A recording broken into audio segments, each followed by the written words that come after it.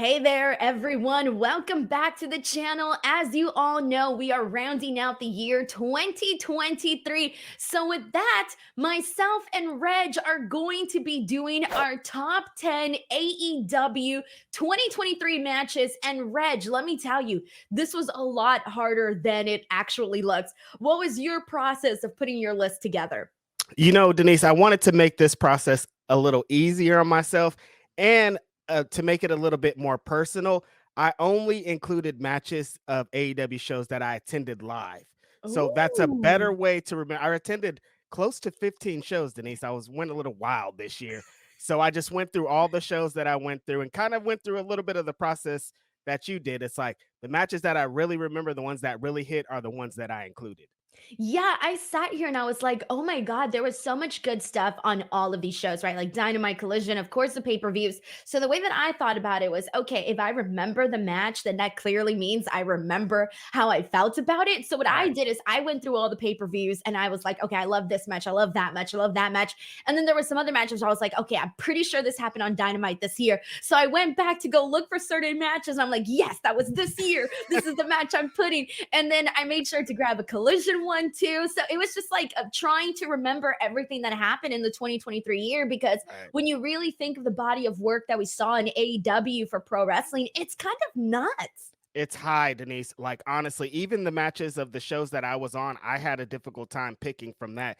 There's such a high level of wrestling going on. And I was really looking at the list before we came on. And the thing that was most interesting for me, I have like five dynamite matches, like not even pay-per-view matches. Like, this is how high level that AEW is consistently on a weekly basis. Oh man, I'm excited because I feel you're gonna remind me of some that I probably forgot You about were it, and there. I'm gonna be like, "Damn, I should have put that match on my list." But I feel pretty okay about my list right now.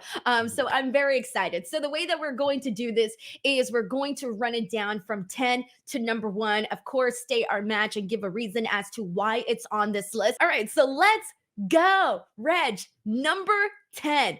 Yes, I made sure so people can't come after me to make it personally my list. If it's different than yours, of course it should be. This is how wrestling works here. My first match happened this year. Of course, I don't know why I said this year. That's funny. Happened at the Cow Palace earlier this year. Face of the Revolution ladder match.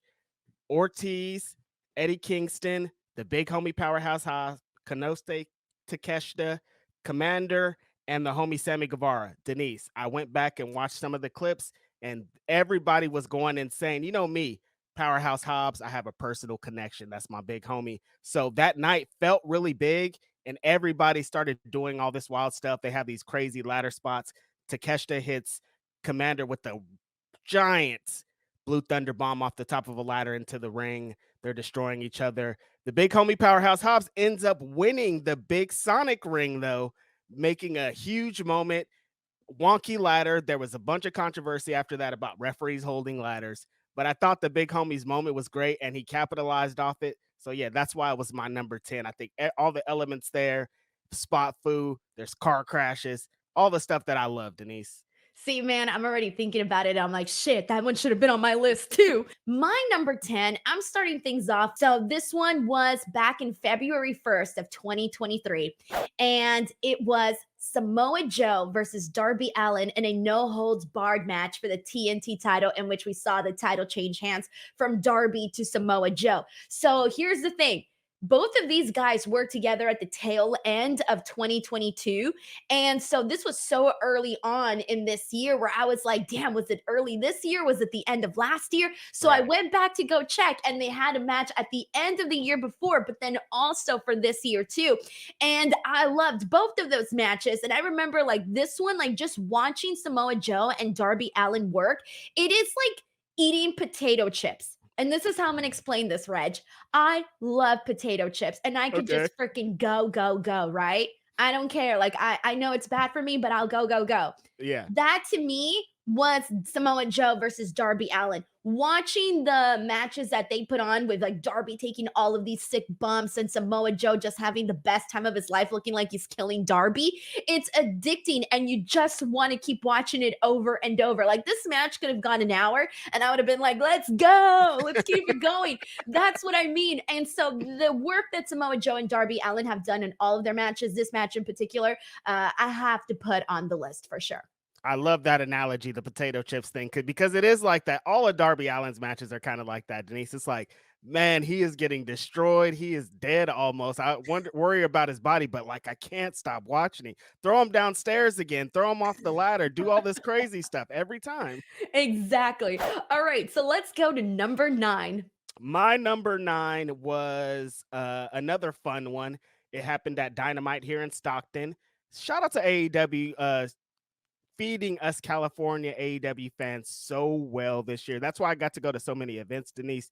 They were just like, we are the West Coast promotion that I thought Reg was always going to be finally. Thank you. So, yeah, Dynamite in Stockton. It was a brothers match. Nick Jackson took on Ray Phoenix. Anytime these two get into the ring together, Denise, it's magic. They are the flying of the Young Bucks and the Lucha Bros, the flying halves. And this was just one of those lucha contests that you'd love to see. Nick Jackson came up in California, so he's going to, of course, be well versed in lucha. And Ray Phoenix is so dynamic anytime that he's in the ring. These two got together. They went 100 miles per hour, Denise, my favorite thing in the world, throwing everything they can at each other, just like a perfect display. It was the first match of the show, got the fans hot, hot, hot. Just a great match. I love seeing the Young Bucks. We need to have a long form conversation about the Young Bucks in 2023. But any moments that I got to see them this year, it was great. And this was one of those matches. Anytime I feel like we have the Young Bucks and the Lucha Bros in any sort of capacity, singles match, tag team match, whatever kind of match that they're doing, you know you're gonna see top tier stuff and some of the like the style that people are drawn to specifically for AEW because they do, they do let the Young Bucks be the Young Bucks, and when they mix it in with the Always. Lucha Bros, you know you're gonna get some good stuff. In California, too.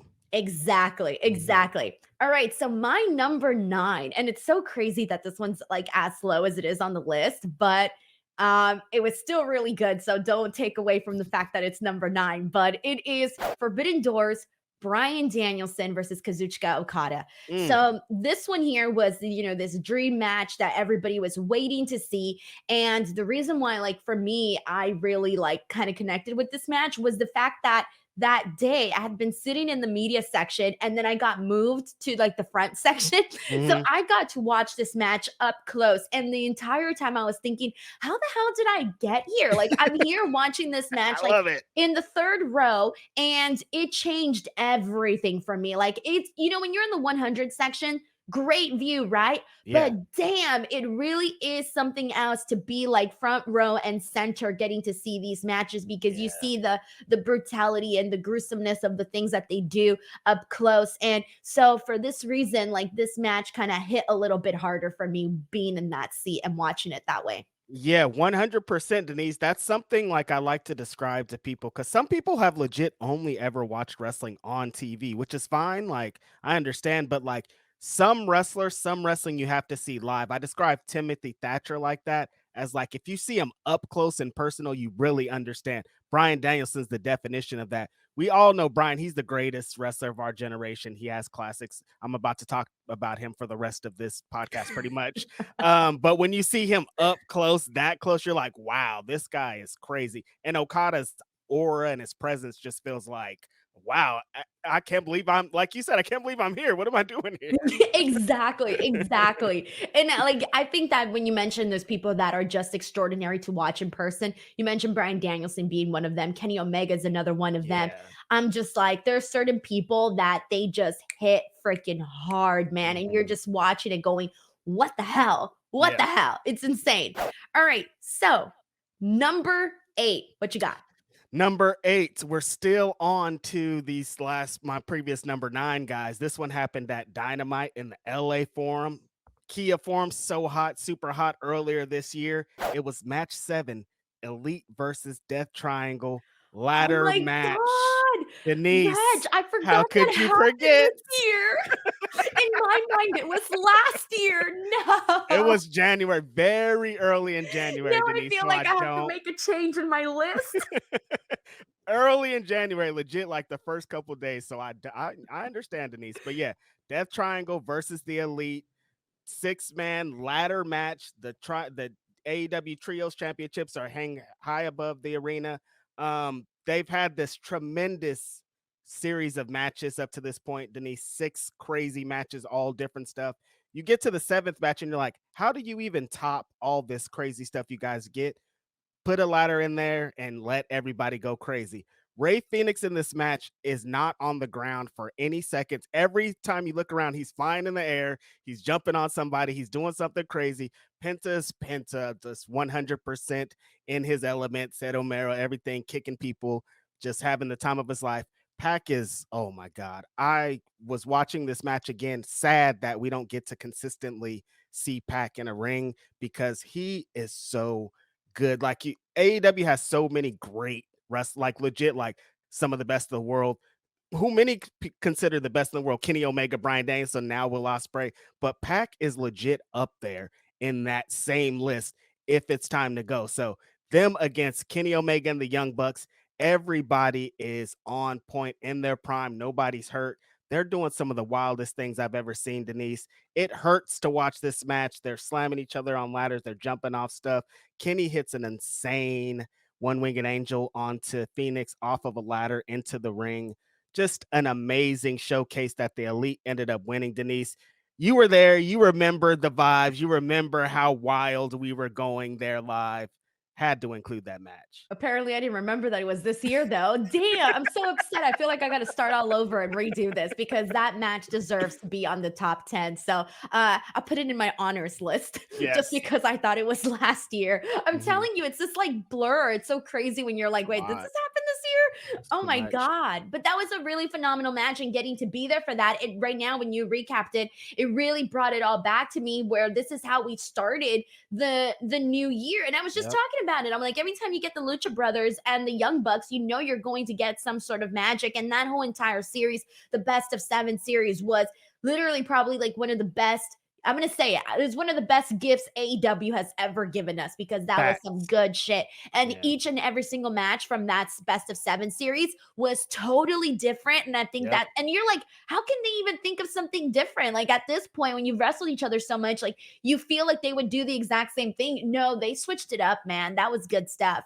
Amazing. All right, so my number 8 is going to go to a match that happened at Double or Nothing in dead ass Las Vegas. But this was one of the matches that brought the crowd to life, and that was MJF defending his title against Sammy Guevara, Darby Allin, Jungle Boy Jack Perry, in a 4-way match for the AEW World Championship. So I remember kind of being like, all right, yeah, the storytelling's kind of cool for this match. Then I wasn't too in love with certain aspects of the Mhm. story, so they kind of lost me toward the tail end leading into Double or Nothing. But my God, all of these guys absolutely delivered in this actual matchup. And I was mentioning the crowd, and we've talked about this numerous times, how Las Vegas was just not like, they weren't really like going crazy over some of the stuff that you were seeing on the show. Maybe it was the show, maybe it was the crowd, maybe it was both. You decide for yourself. But this one here was definitely one that the crowd did not sleep on, and people were reacting. And when we always talk about like the 4 pillars and people that are coming up in AEW, I think that these guys really showed that they can go, especially in a main event type of matchup. And MJF, it's so funny how no matter how many main events he has, no matter how many great matches he has, it's always this like, oh shit, MJF had a really awesome match. And that's always the Yep. reaction from people. And I feel like you always forget that he can go. And so in these ones here, with this one was really fun. And I feel like those guys deserved a shout out for the match that they had that day. Yeah, this is one that I'm glad that you included on the list, Denise, because this was legit one of the most important AEW matches of the year. This was they built the pillars, they built this up so well. There was elements, like you said, of the buildup where we were like, maybe it's too much. You know how MJF gets a little too extra. But when they got to the match, it executed so well. again, we were in the crowd and we were like, I don't know about this crowd. It might not be it, but that match got everybody to where they needed to be. Exactly. All right, so let's go to lucky number 7. Lucky number 7. They're going to be like, is this an all Young Bucks list? You guys, I'm sorry. This is just how things happen. This is just what this year was like. And this was just California. This match happened in AEW Dynamite, Fresno, California. Oh, randomly. They're going to be like, what are even these names that you're saying? This is just how it happens. AEW Dynamite, California. The Young Bucks took on Top Flight, Denise. There was a lot of elements kind of to this match. Jay Briscoe had just died the day before. So we were all kind of somber in that mood. Just consistently thinking about that. And so they have this brother versus brother match, a tag team match where they're paying tribute, unfortunately, to Jay Briscoe a day after he passes away. And these guys just have the match that you would expect, all the elements. Top Flight, anytime that they're in top form, they just are so dynamic. The Young Bucks were the Young Bucks, just being the veterans, guiding the Top Flight through this match, having an amazing one. Gave Top Flight the victory, I think, on that day, and how everybody felt. It was just such a big match. I agree. I remember that. And it was one of those things where you're like, the whole time you're just thinking, like, man, brothers. Like that was the kind of Yeah. the theme of it all was like your brother.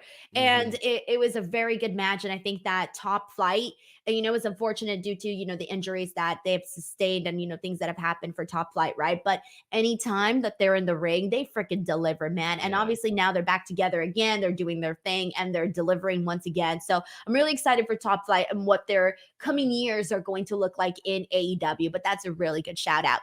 My number 7 actually also includes the Young Bucks. Yes. And this is also Double or Nothing. And this is the Anarchy in the Arena match. And it was the Blackpool Combat Club, Brian Danielson, John Moxley, Claudio Castagnoli, and Wheeler Yuta defeating the Elite, Kenny Omega, Matt Jackson, Nick Jackson, and Hangman Adam Page. And when we were talking about like waking the crowd up, the Anarchy in the Arena is one of the coolest matches that you could ever experience live. And this one was exactly the way that I wanted it to go down. Because I remember when they first did the first Anarchy in the Arena and being there the whole entire time, I had this like little kid in Disneyland type of feel. Yeah. And so they recaptured that for Double or Nothing. It was violence. They had big spots. It was just so much freaking fun to watch. And it really is this like rock and roll pro wrestling experience that you get. So for that reason, this one had to make the list. That's a great point that you made there, Denise. This match, if you experience it live, like AEW is about like pro wrestling, like people in the ring doing what you love, no shenanigans going for it. But this match is really like a party. Like you don't get many of these throughout the years. We're in the crowd having the best time. The music's blaring. They're having this crazy match. There's wrestlers over here. There's wrestlers over there. There's wrestlers in the ring. There's tables. There's fire. There's barbed wire. There's all this stuff. It's just so fun to experience live. Such an important match again for I think like the year of AEW because you don't get many like that. I agree, man. Such a good time. It's really a party. Alrighty, let's go ahead and move on to number 6. Number 6 was I think yeah, this was another match from a show that I featured already, Dynamite in LA earlier this year. Brian Danielson took on Konosuke Takeshita. It's gonna be very difficult for me to say his first name. That's how it always is. But Takeshita took on Brian Danielson. There was earlier this year where Brian was going to challenge MJF in an Iron Man match. So Brian started taking on all these matches in the build up to that match. He faced off against Bandito in a really great match. But this match right here, Takeshita year was so amazing. It's crazy that the way that they're ending it. I'm like, what's going on here? Where is he? But he's had if you go down his resume of matches, there's so many bangers. This one started out crazy. Brian Danielson started going on this run of being Brian Danielson and taking these young wrestlers to these amazing matches. And this was just a Brian Danielson specialty. All the elements, Brian Danielson showing his heart. There's blood. Takeshita is just like a young lion ready to fire off at every moment, giving Brian Danielson everything that he can, but couldn't beat Brian Danielson in the end because Brian Danielson was on his way. this was a great, great match. Like, there's going to be so many matches, Denise, that we forget about. And like, there's some hidden gems that you should go back and watch. And I feel like this is one of them. God, this is why I can't wait for AEW to put their entire library Yes. on a freaking platform so that I can go back and be like, yeah, let me rewatch this, Hmm. like, give me the good stuff. And so you bring up a great point, by the way, and I think that Konosuke Takeshita did have a really good year. And I don't know why, but I have a feeling when you look back at some of the people that did have a great year, he's going to be a forgotten name. And Yeah. I think the reason is because the last couple of months, they didn't really follow up on that. Like this guy beat Kenny Omega. Where is the follow up to that? There You, should be a big right? part. We should still be celebrating that. You beat Kenny Omega in 2 matches back to back. We should be talking about this every single week. Exactly, and we're not. And so that is one of those things where I'm like, you know what? Konosuke Takeshita did really have a good year because this was the year that he went into the main event scene, had these big time matches, got this whole new look, was partnered with Don Callis, did so much big time stuff. And we're probably going to forget about that unless, unless someone brings it up, right? Yeah, right. All right. So my number 6 is going to go to a match that I absolutely loved that to this day I still think had the wrong outcome. And this was at All Out, the main event, John Moxley defeating Orange Cassidy for the Mm. AEW International Championship. So I remember like this match was freaking great, man. Orange Cassidy always manages to have some sort of, top match each and every single year. And this one to me was the one for this year.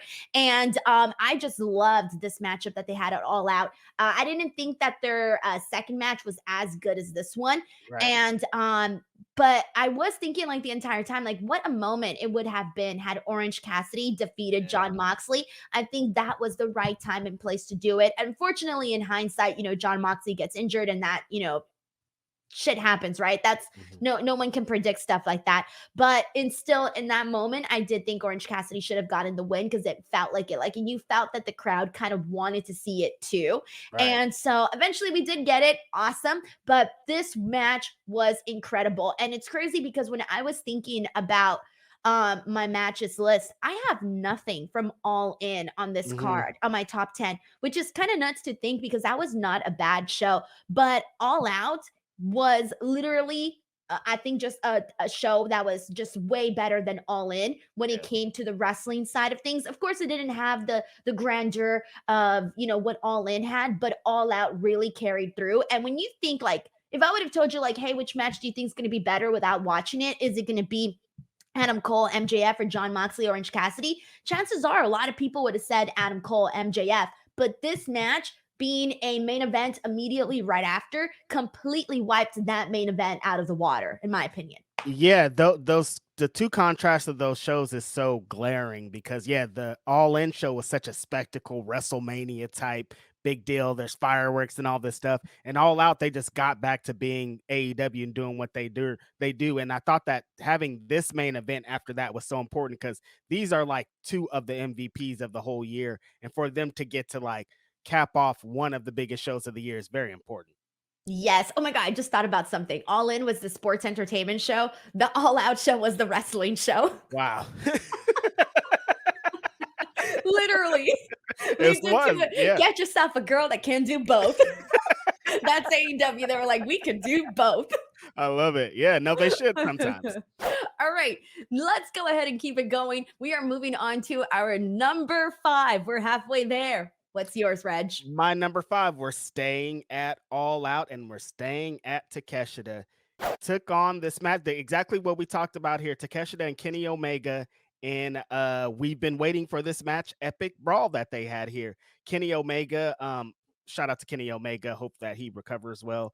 I was saying after he put out that tweet about being out with the diverticulitis that he was injured or out for a lot of the year, but is still in contention for wrestler of the year just because the matches that he did do were so high up there. This Takeshita match was one of those matches. We've been waiting for a while. They've been building up. Don Callis switched over to Takeshita, screwing over Kenny Omega. So the build up I thought was great, and they executed how they should. This is one of those big, epic Kenny Omega Japanese New Japan style matches where he feels like that prime Kenny Omega. The Kenny Omega I expect to watch when I watch AEW was on display here. And Takeshita came, oh my God, 100% with coming to battle, coming into AEW, pretty much saying, I want to have a match with Kenny Omega, and then coming and doing this match.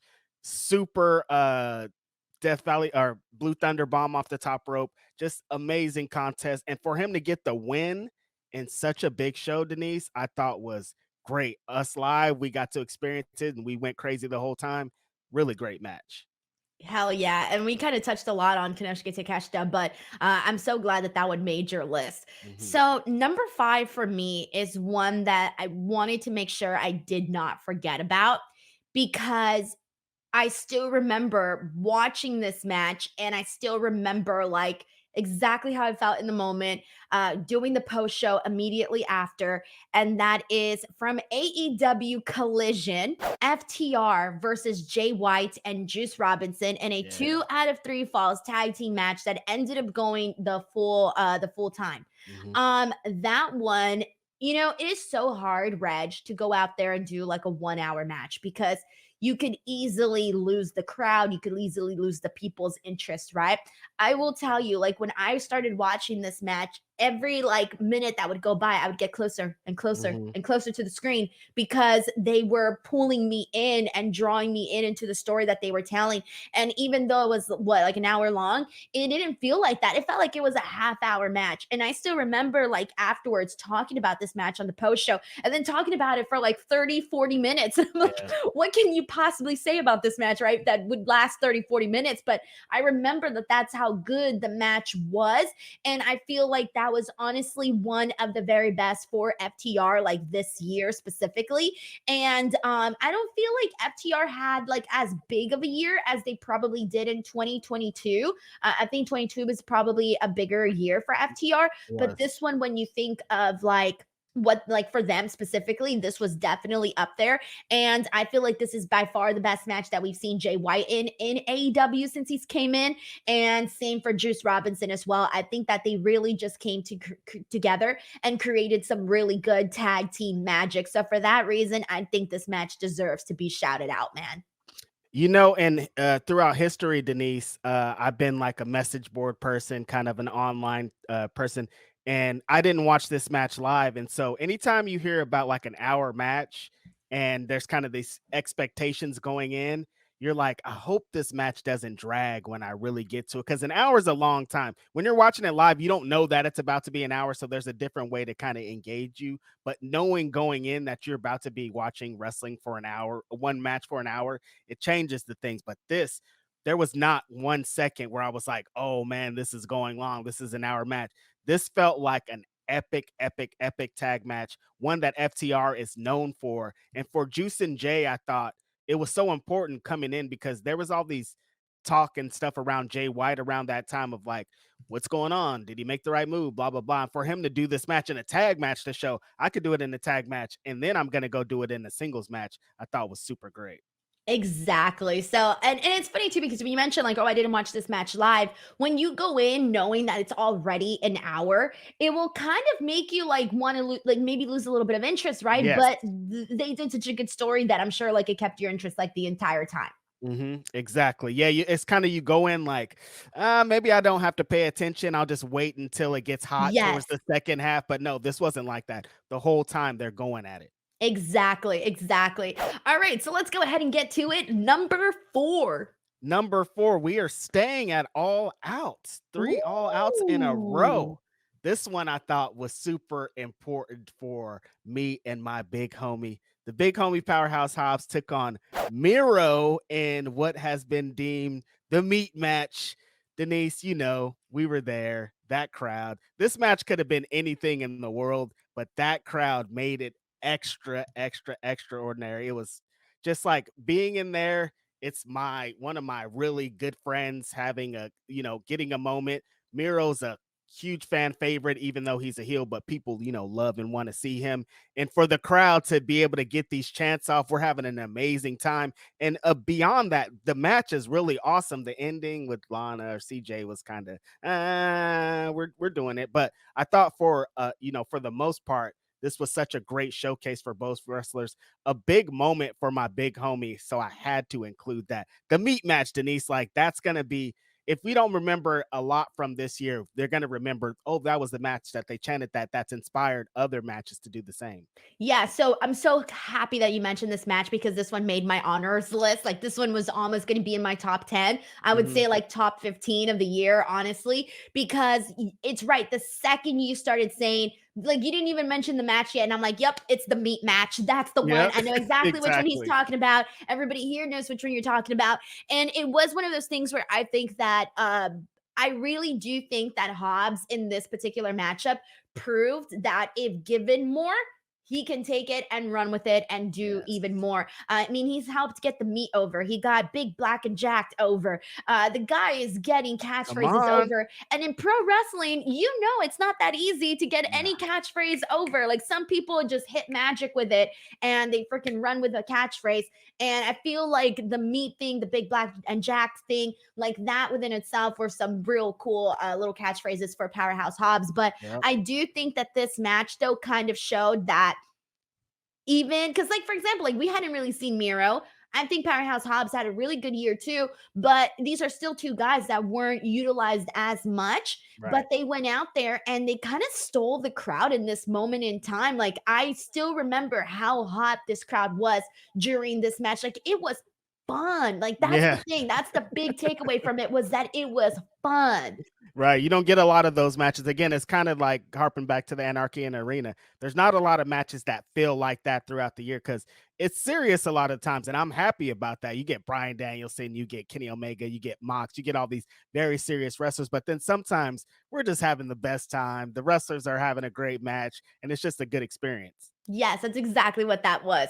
All right, so my number four, speaking of having a good experience, I was so irritated with the feedback from this match afterwards because I thought that people were just trying to find any little thing to freaking try and ruin how great this match was. And I want to give a big time shout out to this match that occurred at Forbidden Door, and it was Will Ospreay versus Kenny Omega for the IWGP United States Heavyweight Championship. Mm. This match, again, I was up there front and center getting to watch this. And my God, I had never seen neither Will Ospreay or Kenny Omega wrestle that closely. Like I've always been a little bit further. Dude, we need to talk like just the velocity at which they wrestled this match, the intensity, seeing those V triggers, those Snapdragon suplexes so freaking close. It was freaking bananas. And so, like, I feel they really freaking brought it to the table when it came to this match. It felt like such a big time matchup that there is absolutely no way that this match could not be on my list. Like this one here, phenomenal. Loved watching it, loved getting to experience it so closely. And these are two favorites, man. They're two fan favorites for a freaking reason. You just Yeah. can't not love either one of these guys. Yeah, Denise, the only reason that this match isn't on my list is because I wasn't there and I did the Yeah. the live matches show. This match is who many consider the match of the year. Only competition is their other match against each other. You know what I mean? When Yes. you And that match see would have been if this was a pro wrestling all companies list, that match would have also been on this list. 1,000,000%.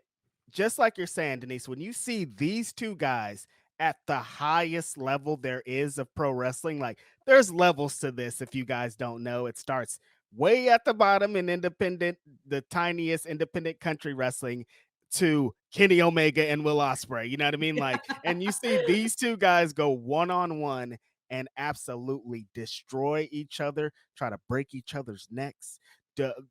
Just like that one count, Denise, I still dream about that one count kick out. Like, and it annoys me because I just tweeted they do it's on every match now where people kick out at one for their false finish, and it's annoying because you're not gonna get as good as that one was. No, of course not. There's levels to this. There's There's levels to this. levels. Yes. But phenomenal match. Loved it. All right, here we go. Top three. Yes, we are into the good stuff. Top three, mine, Wrestle Dream, Seattle, Washington. My first time in Seattle. An absolute Denise, the term dream match, we could probably throw it out the window at this time because it's just overused. They use it for everything now. Like that's not whose dream is that you're dreaming of? You can't say that it's a dream match for me when it's just a dream match for you. But an official dream match, a real one.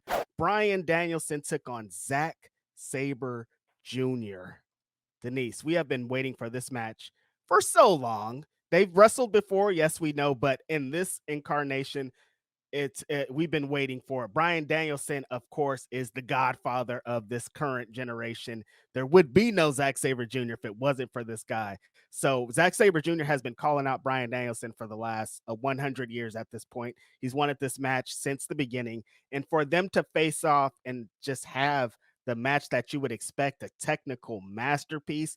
When you were describing being down there earlier, I was in the media section. I wish that I could experience this match front row to see all the kicks, to see all the locks, to see all the knees, to see everything because these guys just man, you wait for epic matches like this and when they deliver, it's just so satisfying. It's just so satisfying. Number 3 match of the year, Bryan Danielson versus Zack Sabre Jr. It excelled everything that I expect. It was even better. It's funny because I was actually just reading my tweet from that. I even went back to look at some of my tweets because I was like, what did I think about this match? I'm pretty Mhm. sure I tweeted my thoughts out, right? And I was reading my thoughts about this match. And I remember that the thing that I was thinking was just, it was a beautifully wrestled match. It was the Okay. submission masterpiece that you wanted between two guys that know what they're doing because a lot of people, they try to wrestle this style, right? But if you don't know how to do it perfectly, it doesn't look the same. That's why some people are like, oh, that's really not for me because the people that they've seen do it suck at it. But when you see really great people do it, it makes you fall in love with this style of professional wrestling. Oh my God, Denise, this is a match that they're going to show in wrestling schools. Like when they're like the top of the of technical or whatever you want to describe the style as, this is it right here. Watch this match. Okay, so my number 3 is also going to a Bryan Danielson match, but this one is the match that he had at Revolution against MJF in a 4-3 sudden death overtime that they did 60-minute Iron Man match for the AEW World Championship. Reg, this one I remember it was like watching a movie. That was Mhm. the kind of feel that this match gave. And earlier I had said that every time MJF has a good match, everybody's on the internet going, oh, yeah, that MJF guy, he can really wrestle, right? This was the match that I think solidified MJF as the guy in AEW. Like to me, this was not just, oh, MJF's good at promos. No, MJF is good at wrestling.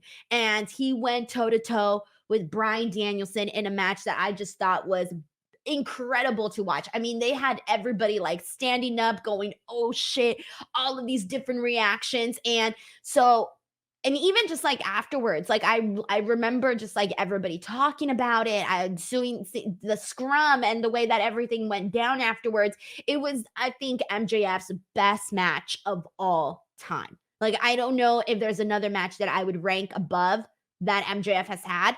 I think this is his best match ever. Great transition, Denise, because my number 2 match of the year happens to be Bryan Danielson taking on Maxwell Jacob Friedman. Revolution. AEW, Denise. Yes, everything that you described. And again, let's go right back to that FTR match. An hour match.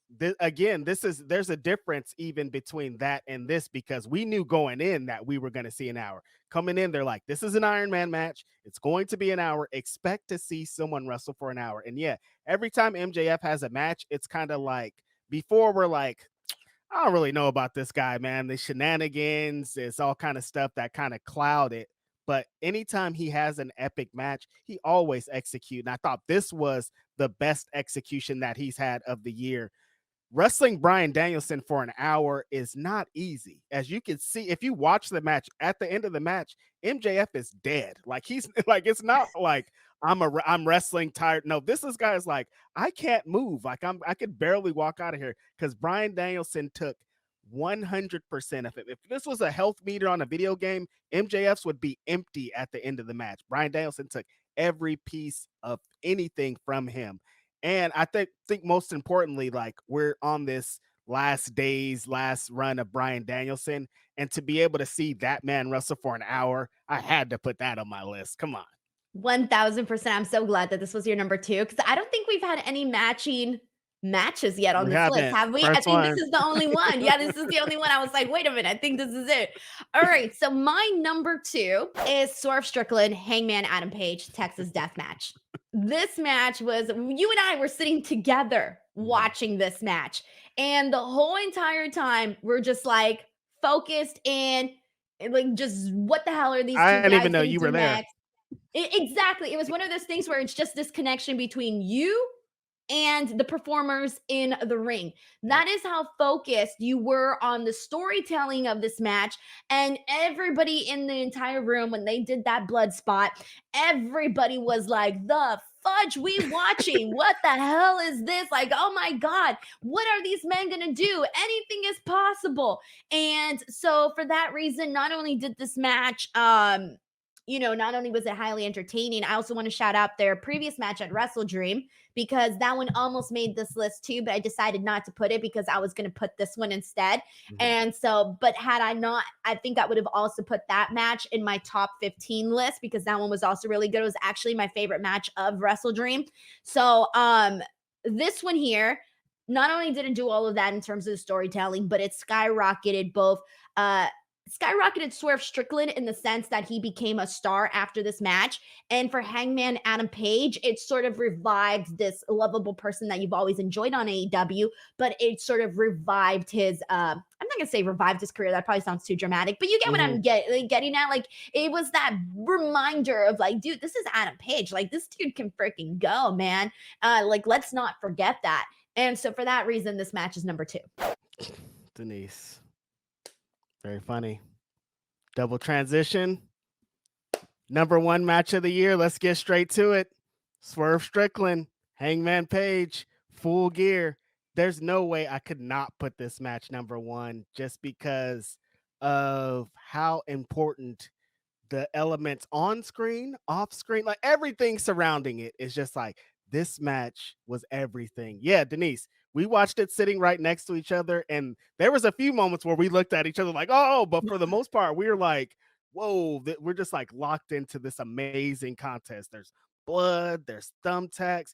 The point where Denise and I were really disgusted at each other is when he hit Hangman with the chair and it caught his thing. And Denise and I were like, all right, you guys, like, let's what's going I on look here? at This you is and I'm crazy. like, Reg, I think it got the back of his head. It's in his hair. Like we were trying to make out like what part did it get? And I'm looking up and I'm like, are they gonna do a replay? What's going on?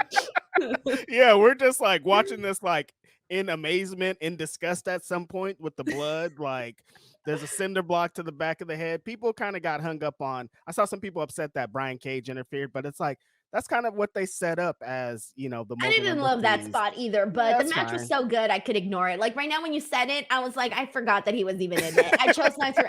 I erased that from my memory. Yeah, see, that's fine. I totally understand it. But I mean, for the story, they kind of set it up to make sense. But I do understand some people just kind of want it straightforward. But yeah, all the things that you said, all the things that we experienced, my match of the year, Swerve Strickland versus Hangman Page.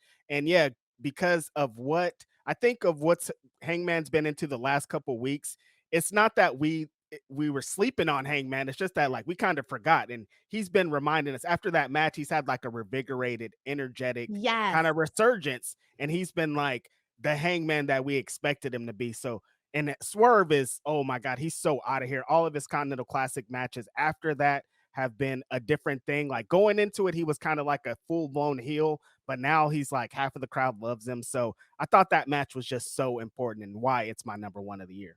Exactly. And not only that, there's also another thing to mention was that it was one of the best stories that they had this year in AEW. Definitely. Point blank. Yes. It was one of Mhm. the strongest stories. And they didn't even have like that much time. They only did it like a couple minutes every week, but it was the best storytelling because it was adult content, Reg. It wasn't cheesy. Exactly. I mean, I didn't even really think about the story element, but like Swerve ran up in this guy's house and talked to his baby. Like, you know what I mean? Like they did a lot with the little bit of time that they had. And for them to cap it off with that match, I thought was like a great execution, you guys. Hell yeah. All right. So my number 1, you're probably wondering what the hell is it if it's What could not it Swerve be? and Hangman?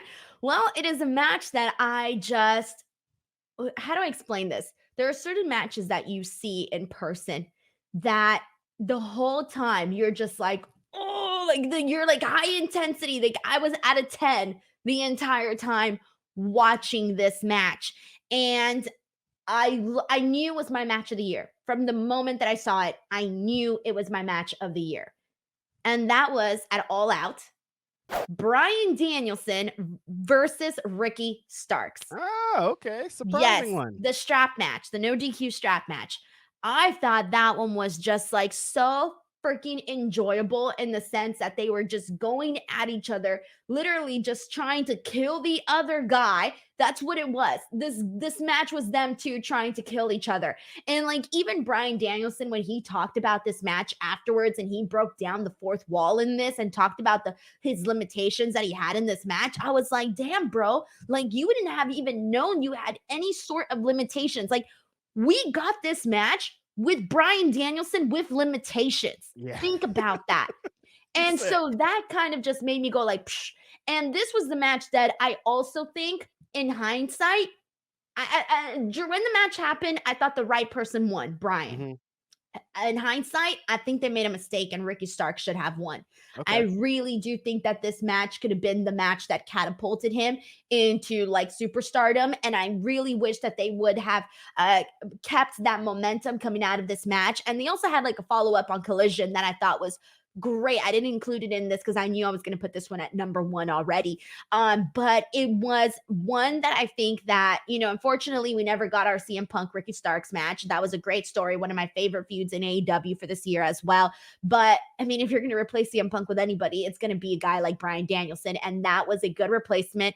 And the match was just extraordinary. I think that this one was one that I almost feel like not enough people talk about it and they should. I think this tells a very important and not surprising story on Bryan Danielson, Denise. I mean, like, go through the list. You see Bryan Danielson on both of ours. He had so many of these kind of performances throughout the year that it's like, man, he's such a gem. They're so lucky to have him. This match was brutal. This match was crazy. This was like Bryan Danielson is a horror movie villain and Ricky Starks is that last person in the end trying to defeat him. Bryan Danielson's trying to kill this person, and Ricky Starks is like, I just want to survive, man. Like, I don't want to die in here. This guy's trying to kill me. Star-making performance. And yeah, I kind of agree with you. I think Bryan Danielson took a couple of key losses this year, and that one should have been one of them. Right. And I'm looking at my list and I'm thinking, okay, I counted. I have 4 Bryan Danielson matches. 4 out of the 10. That's not too bad. This ain't a Bryan Danielson list, that's not bad at all. I have 3. Yeah, that's pretty good, man. And I feel like we could have easily done like a best of Bryan Danielson for sure. Yeah, there was some I didn't include that I was at, and I was like, all right, I have to save some room for the rest of them. Like, I would have included the Anarchy and the Arena match too, but it was like, I'm going to save some room for the rest of the people. Exactly. That's how it kind of felt too. So there you go. That was our top 10 AEW matches of 2023. Again, in the comments section, let us know which matches you would have loved to include on your list. Of course, this was tailored to Reg and then tailored to myself. Everybody's going to be different, but let us know which matches you absolutely loved. Which one was match of the year for you in the comments section below. And Reg, plug your stuff. Where can people catch you? Where can people watch you? You can catch me every Saturday morning on the Grapsity podcast with Philip Lindsay, the Fightful main channel. You can catch me every Wednesday with this person right here, Denise Salcedo, on Speak Now, talking AEW Dynamite every week. Also on Wednesdays, I'm with Mike on Indeed.